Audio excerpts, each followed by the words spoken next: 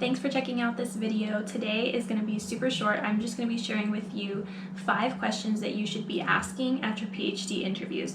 After this intro, I'll get into it. Welcome to Grad Life Grind. If you're new to this channel, thank you for checking it out. And if you're already a subscriber, thanks for being back again. My name is Ariel and I'm a PhD student in clinical psychology. And in this channel, I bring you information about the mental health field and talk about my journey as a PhD student. So at PhD interviews, you may be spending the entire day at a campus or an entire day online during virtual interviews now. So during PhD interview days, you may have multiple opportunities to ask questions to either faculty or students. For example, if you have a one-on-one interview with a faculty member or a student, at the end of the interview, they'll probably give you the opportunity to ask any questions that you may have, and you definitely want to be prepared.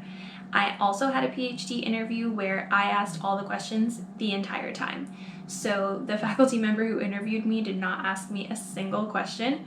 They just told me that I can ask any questions that I want, and that's basically what guided the interview.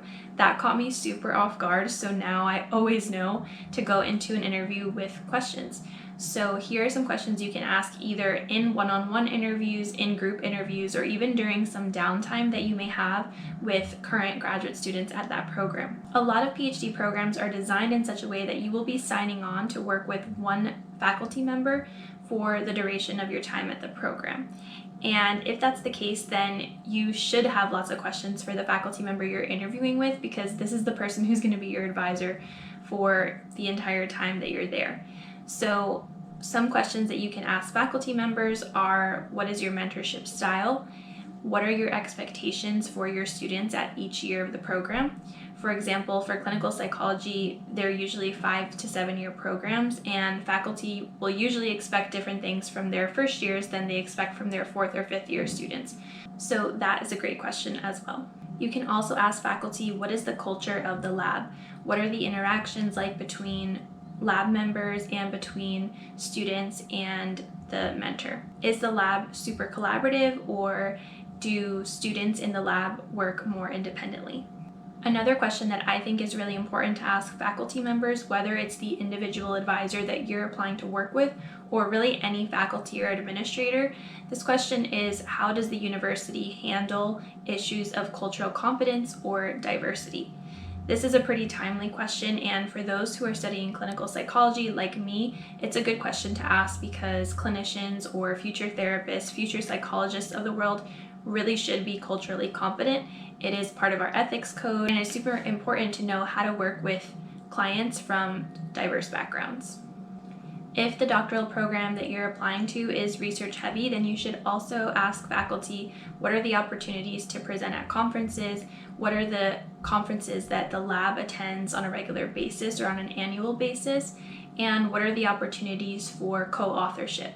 Now, the questions that you ask current graduate students are going to be pretty different, and you should be careful about the questions you ask, because basically anytime you are interacting with someone from the university or program during interview day, you are technically still being evaluated. So even if you're not in a one-on-one interview, maybe there's downtime and you're talking to students, you're still technically being evaluated or watched. They may report your questions or answers back to the admissions committee, and some students are on the admissions committee. So some questions to ask students could be more on the practical side. For example, where do students usually live? Is there on-campus housing? How does off-campus housing work?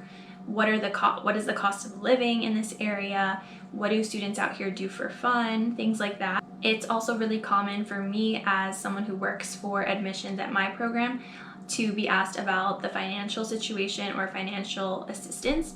So it's common to ask current graduate students, how do you afford this program? Do you have grants, scholarships, stipends, etc.?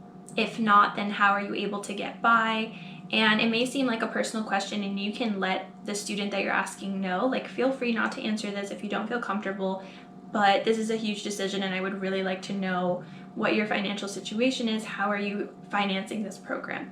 And most of the time, students are happy to share how they're able to afford the program, whether they have loans, etc. But it's important information for you to know, because a PhD program, or whether to commit to a PhD program, is a huge decision, and it's a pretty long chunk of your life, 5 to 7 years. So ask what you feel you need to know to make an informed decision about this program. You are interviewing and evaluating the program as much as they're evaluating you. I also recommend asking current graduate students, what does the university or the program do to support students' well-being? So some schools may have different student organizations or social events or self-care related events or resources that help students. So if the program offers that, or if the university at large offers that, it's important for you to know. And it's also common for me to receive this question from applicants. They usually ask me, like, what is work-life balance like in your program? And you're going to hear a range of answers. Some PhD students are really on top of everything and they feel like they're on top of the world, and that's awesome. And some PhD students will be honest with you and say it's super hard. I work 12-hour days, etc. But it's important for you to ask that question and to know, what does a typical day look like for you as a graduate student in this program? And I recommend asking that typical day question to multiple students, because a typical day for a first-year student might look really different than the typical day for a fourth or fifth-year student. I also recommend asking current graduate students about networking opportunities. Are they able to go to conferences? Does the program provide funding for them to go to conferences? Are there student organizations or professional organizations that they are part of and able to find opportunities from? That's a great question as well. And lastly, a super common and honestly great question to ask current graduate students is, what sold you about this program? Why did you pick this program over others? And that will tell you kind of what the selling points for those students are. And honestly, I recommend asking the questions that I just mentioned to multiple people. So not just for the question about what a typical day is like, but for all of these questions. And you can pick and choose whether to ask some of these questions to faculty, whether to ask them to faculty and students, whether to ask multiple students.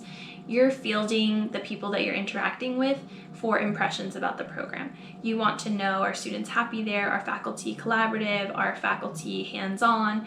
Basically, are the faculty and students representative of what you are looking for? And of course, you should be clear for yourself about what you're looking for in a mentor, in a program, and in an environment or in a school culture. So you should be asking these questions knowing what appeals to you and what you want as well.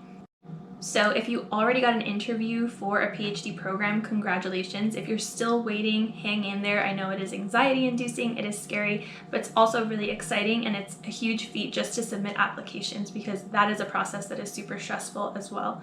So I wish you the best of luck. I hope this video was helpful to you, and if it was, I hope that you will hit the like button.